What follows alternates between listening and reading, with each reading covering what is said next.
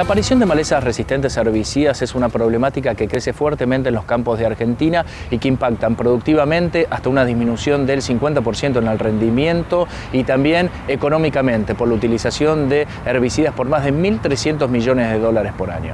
Para el ingeniero Emilio Satorre, investigador de la Facultad de Agronomía de la Universidad de Buenos Aires y de ACREA, la solución se puede construir por medio de la integración entre el trabajo a campo de la ciencia y la experiencia que se lleva adelante en el lote. El éxito de la convocatoria local y regional histórica que tuvo el 22º Congreso Latinoamericano de Malezas, realizado en Buenos Aires, refleja que la preocupación por la multiplicación de especies resistentes y tolerantes es cada vez mayor. Emilio Satorre explica cómo se trabaja para encontrar una solución de manejo sustentable.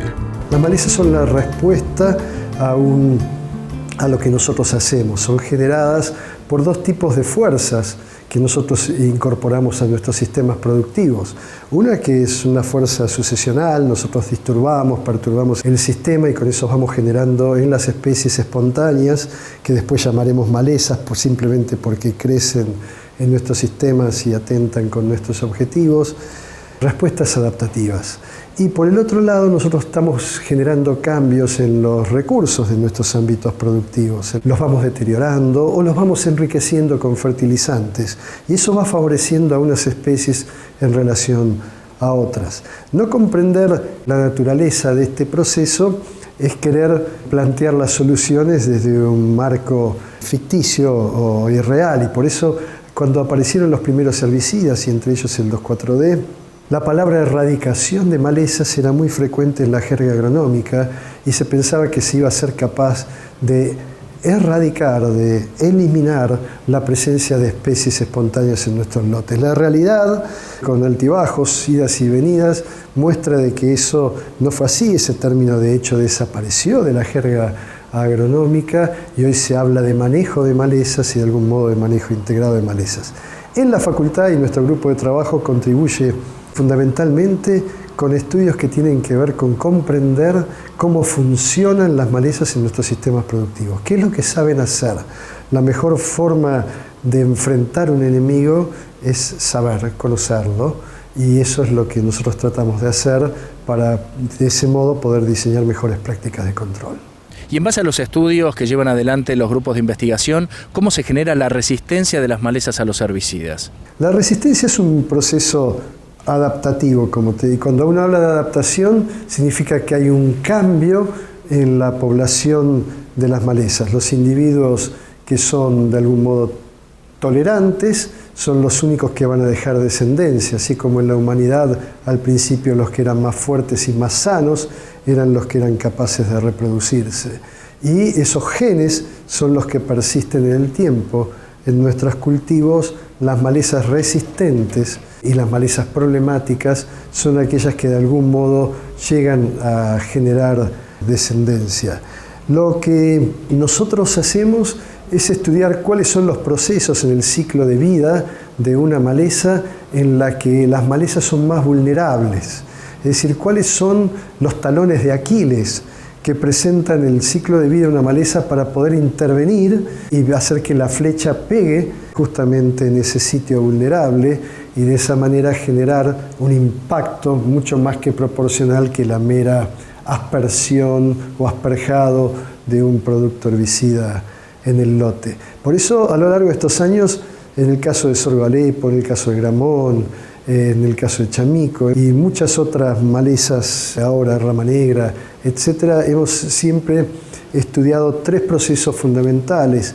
Uno que nosotros identificamos como el establecimiento de la maleza, es decir, cómo es que el individuo nace y comienza a formar una plántula, a crecer en nuestros lotes. Después su capacidad competitiva, cómo hace para capturar recursos. Y después su capacidad de dispersión. ¿Cómo hace para moverse? Las plantas son organismos sésiles, no caminan, no tienen pies, no son insectos. Y por lo tanto, ¿qué las mueve esos propágulos, semillas, rizomas o estolones de una parte a otra del lote.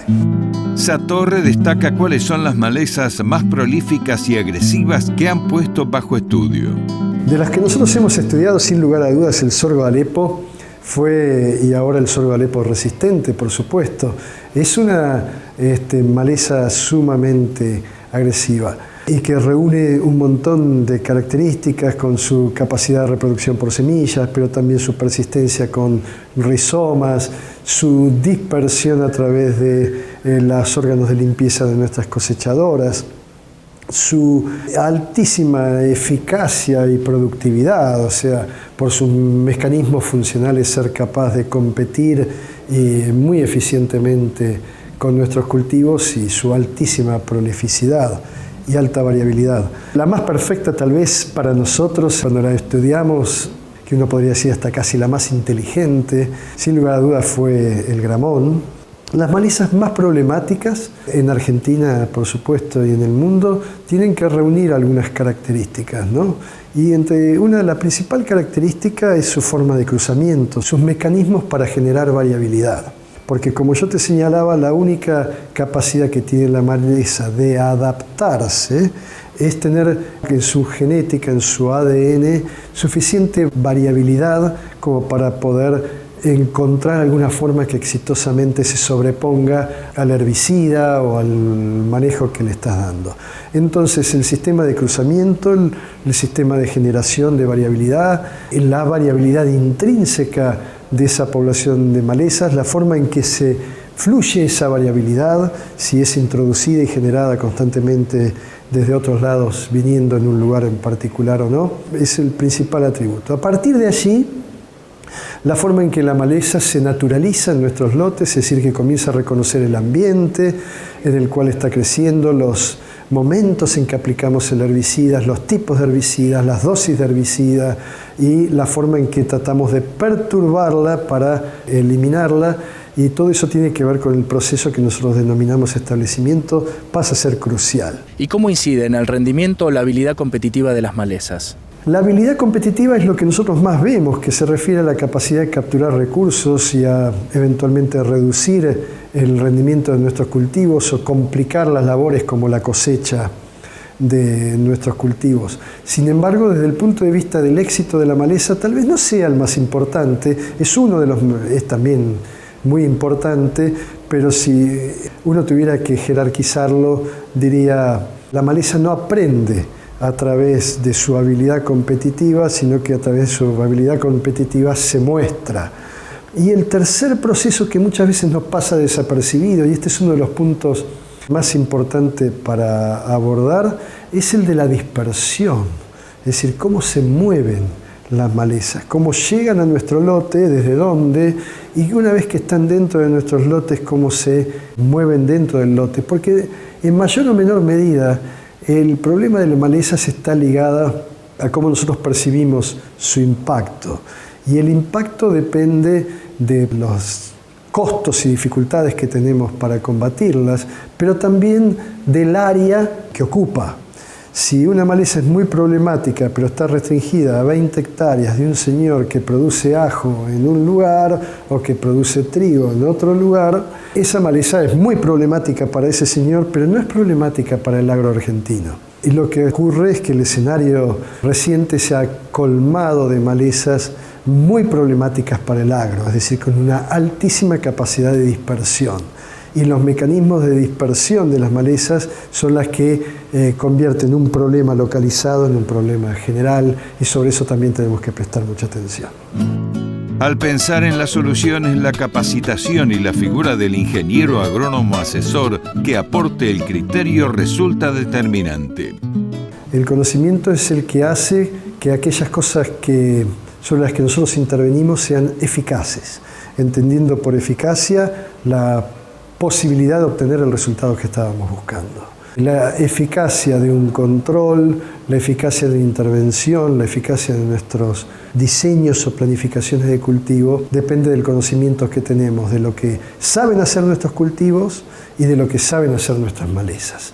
Y a la planificación territorial del área, sus rotaciones y su uso como otra herramienta, porque muchos de los problemas vienen derivados de algunas cuestiones que se pueden manejar a escala de lote y otras que no se pueden manejar a escala de lote. Para encontrar soluciones verdaderas tenemos que también integrar esos distintos niveles de tomadores de decisión. Los que toman decisión en el terreno, colocando la rodilla en tierra, y los que toman decisión sobre las políticas, incentivando o desincentivando determinados sistemas productivos en nuestra región pampeana. Yo creo que ahí es donde debiéramos o vamos a encontrar soluciones duraderas a problemas que hoy por hoy nos resultan sin lugar a dudas sumamente caros.